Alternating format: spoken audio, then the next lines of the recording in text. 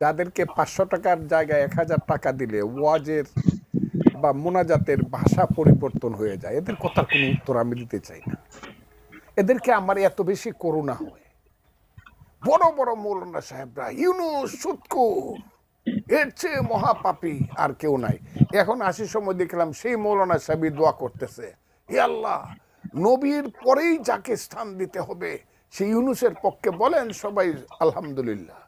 এদের কথার এই 500 টাকা 1000 টাকা যারা মানুষের ঘরে খায়া লিল্লা খায়া যারা বড় হইয়া বড় বড় কথা বলে, এদের কথা এদের কোনো সেন্স কাজ করে বলে আমি মনে করি না।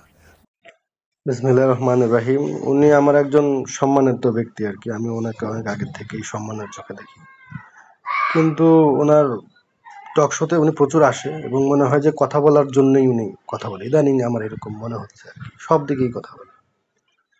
প্রথম কথা হচ্ছে যে উনি যে এখন যে বলতেছে যে হুজুর 500 টাকা 1000 টাকা দিলেই বদলে যায় তাদের স্বভাব, তো এই ধরনের লোক মুনাফেক আছে ইসলামে, এটা ইসলামেই বলা আছে এবং তারা ইসলামের প্রথম সারির আলেমদের মধ্যে পড়ে না।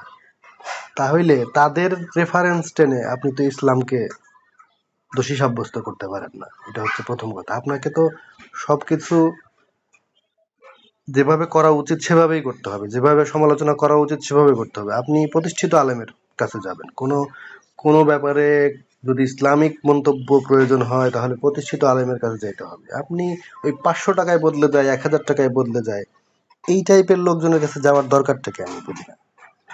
তবে আমি একটা কথা বলি, এরা হইল মোল্লা মুন্সি। মোল্লাতন্ত্র কিন্তু ইসলাম নয়, ইসলাম কিন্তু মহান। মোল্লাতন্ত্র চিরদিন ইসলামকে ছোট করেছে। কাজে এই বাংলাদেশে মোল্লাতন্ত্র হয়েছে আর ধর্মের নামে ব্যবসা শুরু হয়েছে। এই যে ব্যবসায়ীর দল, ধর্মের নামে যারা ব্যবসা করতেছে, তাদের কথার উত্তর দিতে গেলে এই যে তারা হাজারে হাজারে জমা হয় সোহরাওয়ার্দী উদ্যানে, কোত্থেকে? প্রতি শুক্রবার পাইছে আল্লাহর মহান দিন, শুক্রবারের জুম্মার নামাজ পড়েই হাজারে হাজারে ওই মাদ্রাসার ছাত্র পাইছে, গরিব মানুষের সন্তানেরা। আমি আজকে পরিষ্কারভাবে বলতেছি, মাদ্রাসাতে যারা লেখাপড়া করে এরা খুব সাধারণ গরিব ঘরের সন্তান বেশিরভাগ। সব মশার বিরুদ্ধে সুরক্ষা দিতে এলো বসুন্ধরা এক্সট্রিম অ্যারোসল, মশার বিরুদ্ধে এক্সট্রিম সুরক্ষা। অন্তত 96-7% এই ছেলেপেলেরা কিছুই বুঝে না হুজুর ছাড়া। এরা থাকে মাদ্রাসায়, খায় লিল্লার টাকা, এরা মানুষের অনুদানে খায়। নিজের জীবন সম্পর্কে এদের যে ধারণা হয় সেই ধারণা হলো হুজুর যা বলে তাই শুনতে হবে। হুজুরেরা তাদেরকে কয়েকদিন পরে পরে প্রতি শুক্রবারে অথবা 1 মাস 2 মাস পরে পরে তৌহিদি জনতার নামে, ইসলাম রক্ষা করার নামে সোহরাওয়ার্দী উদ্যানে জামাতে ইসলাম, হেফাজতে ইসলাম তারা এসে যুক্ত হবে। নারী নীতি করা যাবে না, নারী নীতি যারা লেখছে করছে এই নারীরা। আমি তো মনে করি এখন যদি বেগম রুকেয়া থাকতো, আজকের মোল্লা মুন্সিরা তাকে ব্যত্রাঘাত করতো অথবা তসলিমা নাসরিনের মতো দেশ ছাড়া করতো বেগম রুকেয়ারে। এই কারণে আমি সবসময় বলি, কি করলাম গাজীর গীত গায়া, 5 কামাই করলাম 1.5 টাকা খায়া। যারা নারীকে, যারা নারী নীতিতে প্রোগ্রেসিভ কথা বলে, তাদেরকে যারা বেশ্যা বলে, এদের তো মায়ের পেটে জন্মগ্রহণ করা ঠিক হয় নাই। আমি তো মাকে বলবো এদেরকে পেটে ধারণ করো না। আপনি আবারও মানে ভুল বলতেছেন। নারী নীতি প্রণয়নকারীরা স্পষ্টভাবেই তারা পক্ষপাত দুষ্ট। তারা মানবতাবাদ ধারণ করে না, লালন করে না নিজের মধ্যে, তারা নারীবাদ লালন করে ওইখানে গেছে। বোঝাই যায় তাদের যে কথাবার্তা, এটা বোঝাই যায় যে উনি নারীকে প্রমোট করতেই শুধু গেছে। কিন্তু একজন প্রতিনিধি, একজন মানুষের প্রতিনিধি, কোনো কমিশন, এটা তো আর একটা দিক, এটা তো অসিরিতে ভুগতেছে, তারা তো অবসেশনে ভুগতেছে, নারী অবসেশনে ভুগতেছে। তাদের এটাও মাথায় নাই যে ওনারা সরাসরি ইসলামিক যে মানুষ আছে এখানে, যে 90% মানুষ মুসলমান, এটা প্রায় ভুলেই গেছে। মানে ওনারা এটাকে অস্বীকার করতে চাচ্ছে।